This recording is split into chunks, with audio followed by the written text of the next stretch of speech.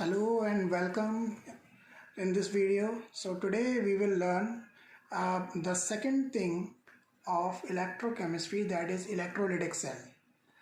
Clear? So here we go.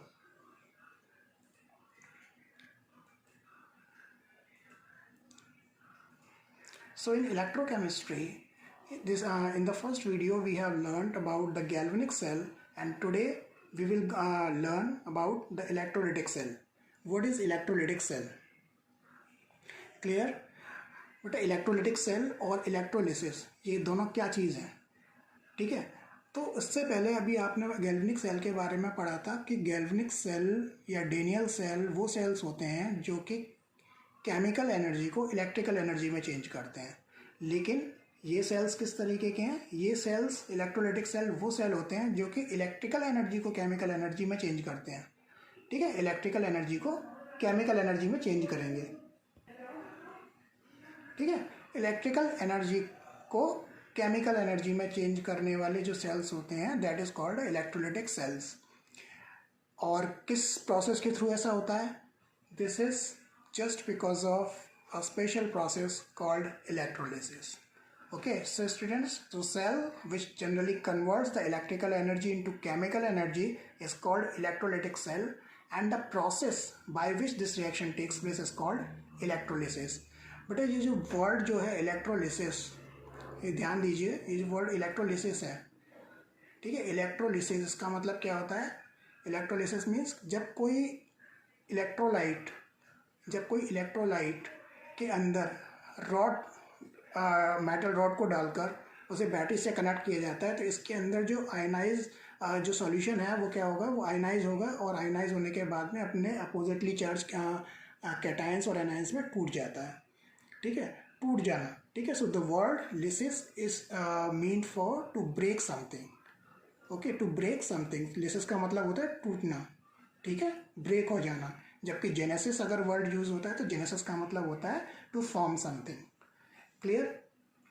So here is a schematic diagram of electrolytic cell. We will study it further. Now this is electrolytic cell. Here it is.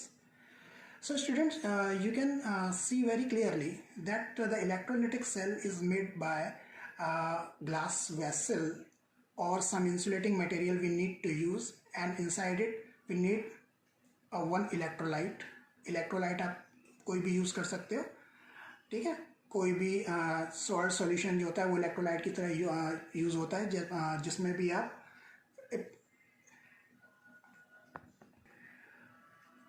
भी आप electricity को पास करके उसको उसके ions में तोड़ सको, ठीक है। वो अपने करस्पॉन्डिंग आयंस में टूट जाए, जैसे कि NaCl है, ठीक है। NaCl, ठीक है। NaCl तो जब आप ब्रेक करोगे तो किस में टूटता है?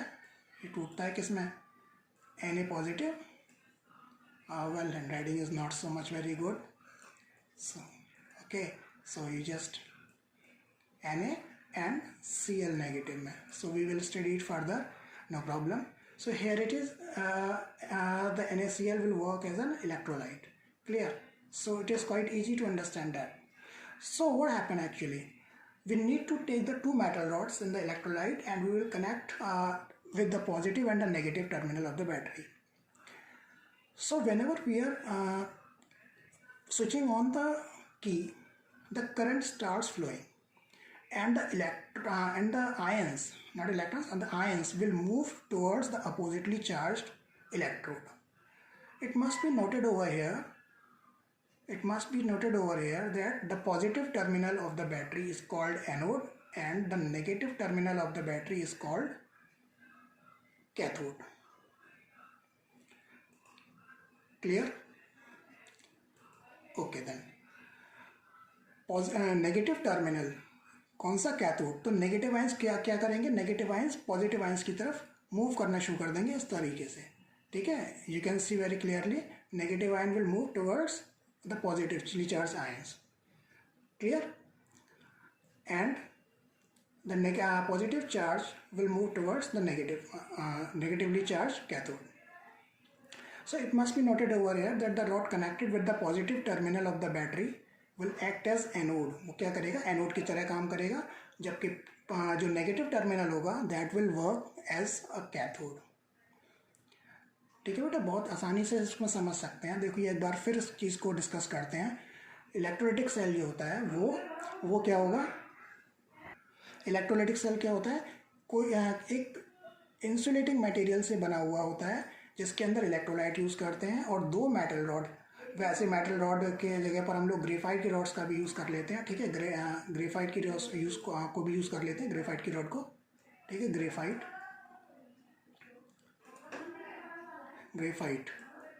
ठीक है, ग्रेफाइट को भी यूज़ कर लेते हैं। Okay students, so now we are moving further. Now what is the mechanism of electrolysis? So students, so this is an important part of this electrolytic cell, that what is the mechanism of electrolysis. The mechanism of electrolysis can be understand on the basis of theory of ionization. ठीक है, ionization theory के base पर हम इसे समझ सकते हैं। कैसे? थ्योरी ऑफ आयनाइजेशन क्या कहती है? सो थ्योरी ऑफ आयनाइजेशन ये बताती है कि जब किसी इलेक्ट्रोलाइट के अंदर इलेक्ट्रिक करंट पास किया जाता है तो वो अपने रेस्पेक्टिव आयंस में टूट जाता है। The positively charge ions is called the cations, while the negatively charged ions are called the anions. Okay, so electrolyte when dissociates to form the two type of charged particles called cation and anions. Students, you can also note these things so that it will be beneficial for you. आप note कर सकते हैं बिल्कुल इस चीज़ को। ठीक है, so positively charged particles are called cations while the negatively charged particles are called anions. Clear? Cations move towards cathode. Obviously cations क्या है, पॉजिटिवली चार्ज पार्टिकल्स हैं, तो किधर जाएंगे, कैथोड की तरफ। कैथोड कैसा था, नेगेटिव था। while anion moves towards the anode. Anions कौन से पार्टिकल्स हैं, एनाइंस कैसे हैं, एनाइंस नेगेटिवली चार्ज पार्टिकल्स हैं, तो किधर मूव करेंगे, पॉजिटिव की तरफ, पॉजिटिव एंड की तरफ। ठीक, now move on. So cation accept electron, obviously cation accepts electrons from cathode and reduction process takes place. ठीक है, कैटायन क्या करेंगे, इलेक्ट्रॉन्स को एक्सेप्ट करेंगे और ये प्रोसेस क्या कहलाएगी, रिडक्शन प्रोसेस होगी। कहाँ पर होती है ये, कैथोड पर होती है। कहाँ होगी ये, कैथोड पर। क्यों, कैथोड क्या चीज़ है, कैथोड क्या है, कैथोड आपका नेगेटिवली चार्ज पार्टिकल्स हैं। So reduction process is going on over there, so reduction process is going on because here is the gaining of electron is there, gaining of electron. I told you many times that gaining of electron is called reduction. Gaining of electron is called reduction. I told you many times now, that is LEO.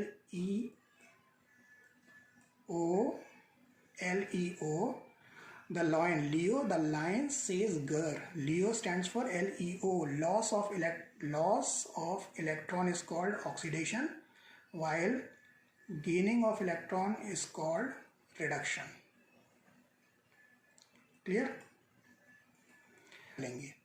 ठीक है, अब cation हो या anion हो, ये क्या करेंगे, electrons को लेकर और देकर अपनी एक न्यूट्रल स्पीशीज में चेंज हो जाते हैं। ठीक है, न्यूट्रल स्पीशीज के अंदर चेंज हो जाते हैं और इसी तरीके से इलेक्ट्रॉन्स को देने के बाद या लेने के बाद में न्यूट्रल स्पीशीज में चेंज हो जाना, जो चेंज कहलाता है, that is called a primary change.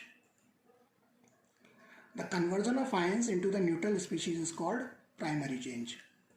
ठीक है, अगर प्राइमरी चेंज होने के बावजूद अगर कोई ऐसे एटम्स बन रहे हैं, ऐसा स्पीशीज बन रही है जो कि अभी भी स्टेबल नहीं है, then that species again react further to form the final products, and that is called the secondary change, and that change is called secondary change. It is an important part. Clear, students? Move on. Examples. Now we can take a very easy example of sodium chloride. Here the molten sodium chloride we are taking. Molten sodium chloride, we are increasing the temperature of the sodium chloride and it will be converted into the moderate form. This is not the aqueous form. Aqueous form में चीज़ें दूसरी होंगी, अभी आगे पढ़ेंगे इसको, ठीक है। तो मॉल्टन सोडियम क्लोराइड है, जब इसको इलेक्ट्रोलाइज किया गया, इसकी इलेक्ट्रोलिसिस की गई, तो क्या किया हुआ, ये सोडियम आयन और क्लोराइड आयन में ये ब्रेक कर गया, टूट गया ये, ठीक है। सो what will be the product at the cathode? At cathode sodium ions will accept the electron to form the sodium. And I told you at the cathode what processes are going on. Here is the reduction process is going on. Why? Because here is the gaining of electron takes place. So here will be the reduction process takes place, and this change is called the primary change. Clear? Now move on the anode. At anode, chloride ion will lose the electron. Here the loss of electron is there. इस process यहाँ पर anode पर क्या हो रहा है, electrons loose कर रहा है, ठीक है। तो इलेक्ट्रॉन लूज होने की वजह से क्या हो रहा है, ये क्या हो रहा है, एक न्यूट्रल स्पीशीज बन रही है, दैट इज Cl एटम, ठीक है। But we know this that Cl atom is not will be the final product, because Cl atom is not stable. So this process is the primary change. This is the primary change, and a Cl atom again react to each other to form the final product, that is chlorine gas. And here is the secondary change. This is the secondary change. Clear, समझ में आ गया होगा कि primary change क्या है और secondary change क्या है, ठीक है। चलिए आगे चलते हैं। Now what is the criteria of production या प्रोडक्ट फॉर्मेशन, ठीक है स्टूडेंट। तो अभी तक हमने क्या पढ़ा कि मॉल्टन सोडियम क्लोराइड के क्या प्रोडक्ट बन रहे थे, कैथोड पर हमें मिल रहा था सोडियम और एनोड पर मिल रही थी क्लोरीन गैस, ठीक है, बिल्कुल ठीक। लेकिन जब हम इसी को एक्वस फॉर्म में लेकर आते हैं, अगर हम बात करें एक्वस सोडियम क्लोराइड की, concentrated aqueous sodium chloride solution की, तो फिर चीज़ें चेंज हो जाती हैं और यहीं पर केमिस्ट्री लागू होती है। सब चीज़ बिल्कुल ठीक चल रही होती है, लेकिन बावजूद इसके कुछ ना कुछ ऐसी चीज़ आ जाती है कि जो आपको लीक से हटा देती है, और फिर वही चीज़ें क्या होती हैं, वही केमिस्ट्री बन जाती है। इन्हीं चीज़ों को समझना है थोड़ा सा। So what will be the electrolysis of concentrated aqueous solution, we need to study it now. At anode के अंदर क्या होगा, क्लोरीन एटम क्या करेंगे, क्लोराइड आयंस क्या करेंगे, क्लोराइड आयंस अपने इलेक्ट्रॉन्स को लूज कर देंगे, और लूज करने के बाद में क्या होगा, ये चीज़ क्लोरीन गैस में कन्वर्ट हो जाएगी, and this is the oxidation process takes place at anode. Oxidation process takes place at anode. Clear? Now if we discuss regarding the cathode, so at cathode instead of sodium we got the hydrogen gas, where the reduction process takes place, process takes place at कहाँ पर reduction process takes place at cathode. So instead of sodium we are getting the hydrogen gas, So what will be the overall reaction? Here is the overall reaction, means when we electrolyze the sodium chloride, we got the chlorine gas and hydrogen gas. Hydrogen at cathode, while chlorine at anode. Hydrogen at cathode while chlorine at anode. Now the question arises, ऐसा हुआ क्यों? Why water molecules get reduced in preference to sodium ions at the cathode? Sodium ion क्यों reduce नहीं हुए, क्यों water molecule का reduction हो रहा है सोडियम क्लोराइड से पहले, ठीक है। इसी को यहाँ पर समझना है, ठीक है भाई। सोडियम आयंस जो हैं वो भी तो वाटर के अंदर मौजूद हैं, लेकिन सोडियम आयंस से पहले वाटर मॉलिक्यूल्स रिड्यूस हो रहे हैं, why? So here will be the explanation of this question, क्यों वाटर मॉलिक्यूल्स का रिडक्शन हो रहा है, okay. So now we are going to understand this. Now explanation, here is a very common reaction that whenever the water is electrolyzed, so the oxygen gas will be getting at anode hydrogen ions, and after losing the electrons, water will be converted into the oxygen gas at anode. Oxidation process takes place and it will also gives the hydrogen gas. इसका मतलब water को जब electrolysis की जाती है तो water के अंदर ऑक्सीडेशन और रिडक्शन दोनों ही तरह से ये चीज़ होती है.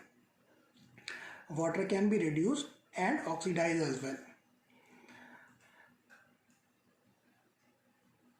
At cathode, sodium ion, suppose two reactions are going on at cathode. Sodium ion accepts the electron and it forms the sodium. ये reaction भी हो सकती है. And other one is water will accept electron, it also form the hydrogen gas. ये reaction भी होगी. Clear? इसको कैसे देखा जाए कि इन दोनों में से कौन सा फाइनल प्रोडक्ट हमें मिलना चाहिए? तो इसका आंसर हमको देता है ये standard reduction potential. Standard reduction potential, इसके अंदर ये देखा जाता है जिसका स्टैंडर्ड रिडक्शन पोटेंशियल ज़्यादा होगा that will be eluted first at cathode. So here you can see that the electrode potential, standard reduction potential of water is more in comparison to the sodium. So instead of sodium, hydrogen gas will be formed at cathode. Clear?